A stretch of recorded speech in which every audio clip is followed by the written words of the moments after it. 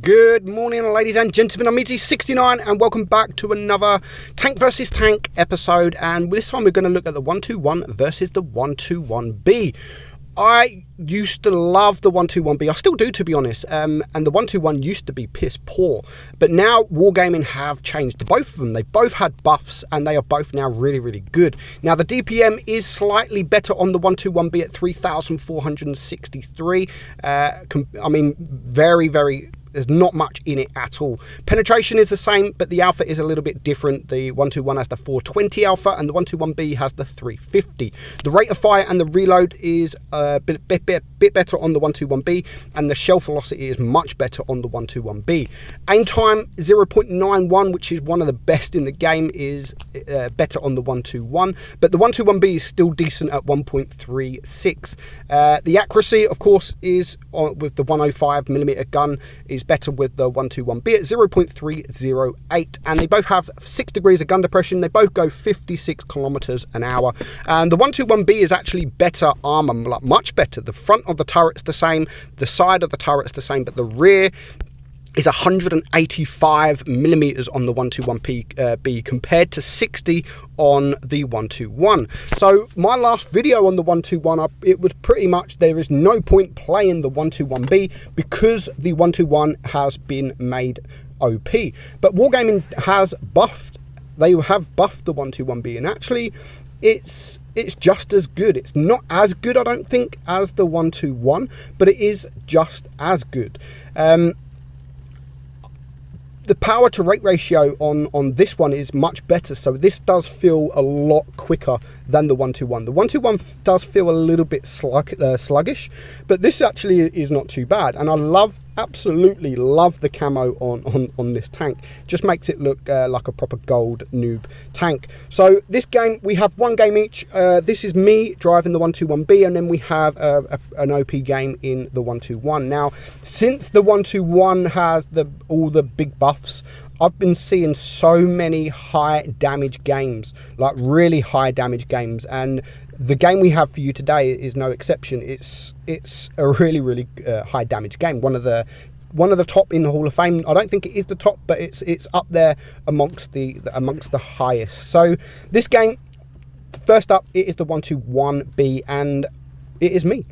It is me. Now, the 6 degrees of gun depression is not the best, but it's not bad. It's not bad. I'm able still to get my gun over this ridge here to try and get the shots on the Conqueror. I'm not actually pushing over this at the minute because, I mean, I don't want to be pushed by the Batchat. I don't want to be pushed by the Conqueror or the Standard B. There's 3 tanks there. So I'm just going to wait because one of my team, the Vickers, he decides to go full YOLO mode. But that gives me the perfect opportunity just to sit back and farm some damage without getting shots in. Without getting shot in return. So the Conqueror's not looking, the Batchat isn't looking. We're going to go for the Conqueror. We should have really gone for the Batchat because it's a quicker tank, I should imagine.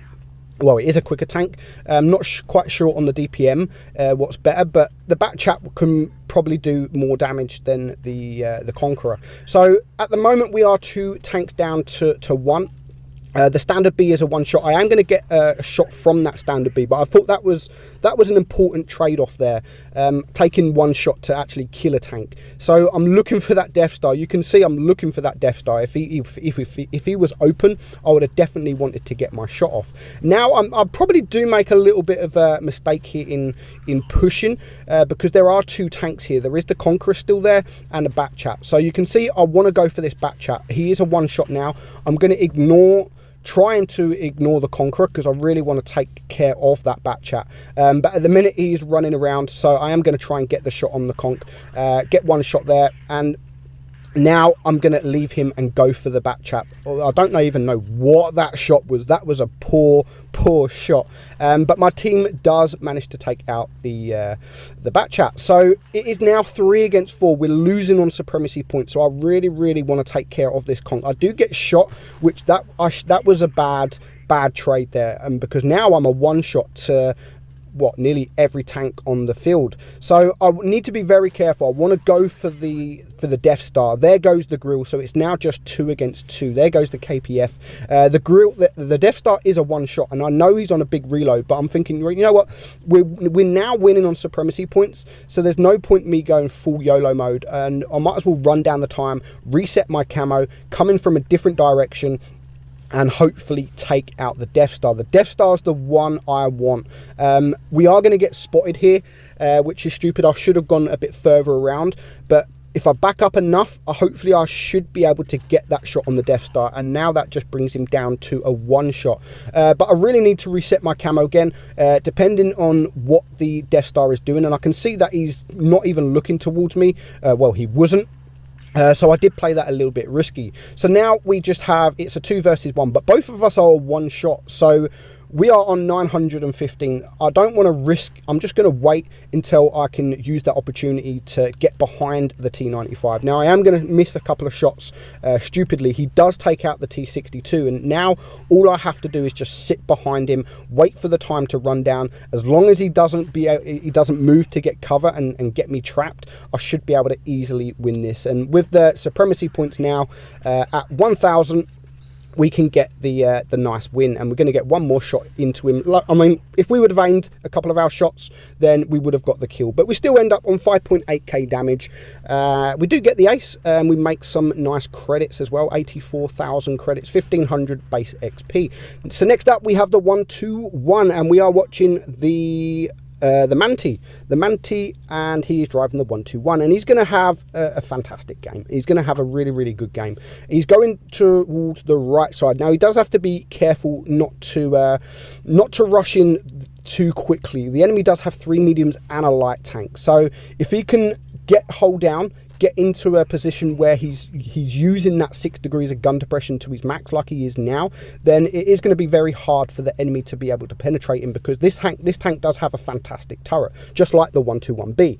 And with these tanks, I mean, it's great if you can face hug tanks, because the turret is so strong.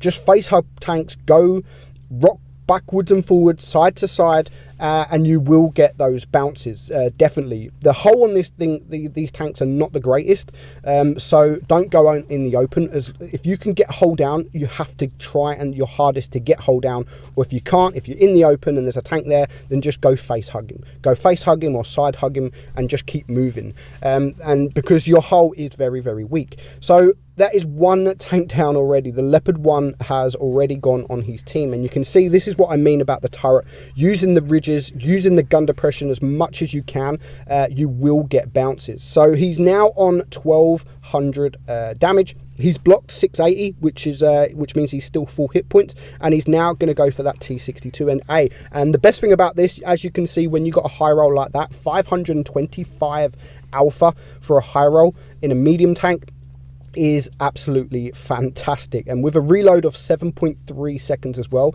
No idea what that T62A is doing. He does kill the object 704 at least, and that now brings it down to a 5-on-5. Now you can see he's trying to focus that T62A. He knows that the tank is a dangerous tank. It's one of the best mediums in tier 10, so getting rid of a tank with such good DPM, nice gun depression, a lovely turret is vital. So he is trying to aim for them too. The Leopard is a one shot, so hopefully they can clear him. The IS-8 needs to back up, and he needs to back up quickly because he's now a one shot.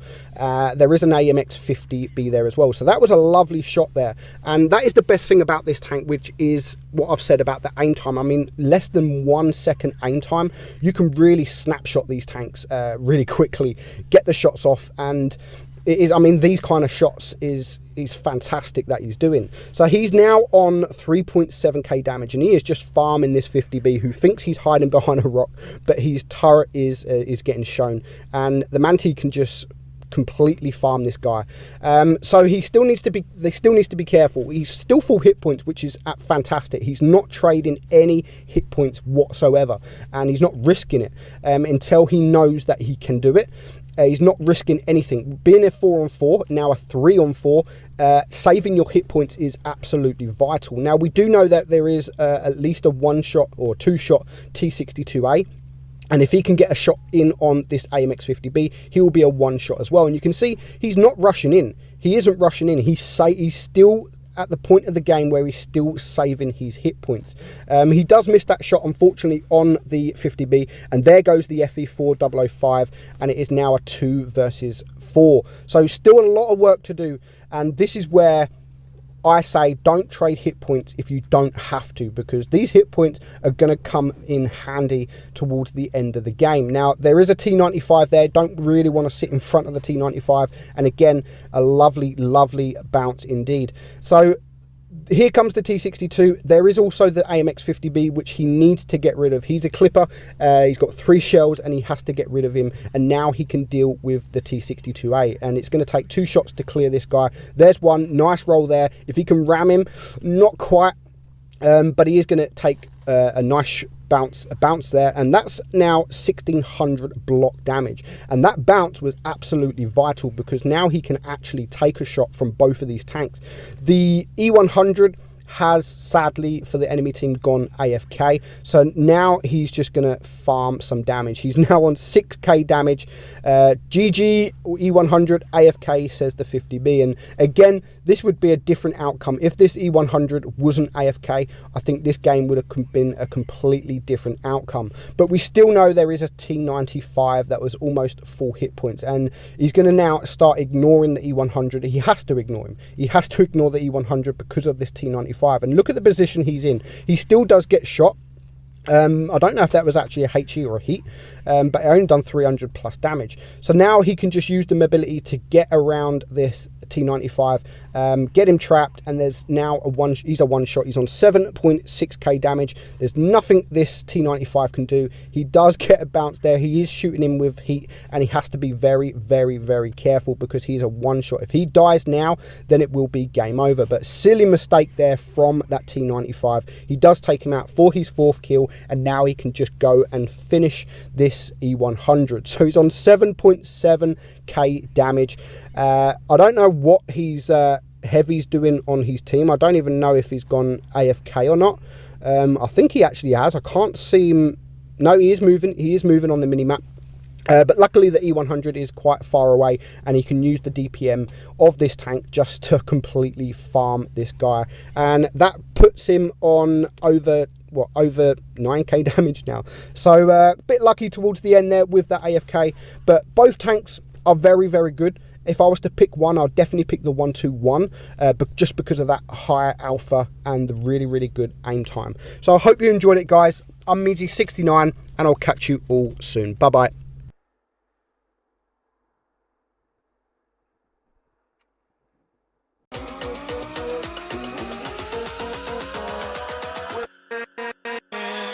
With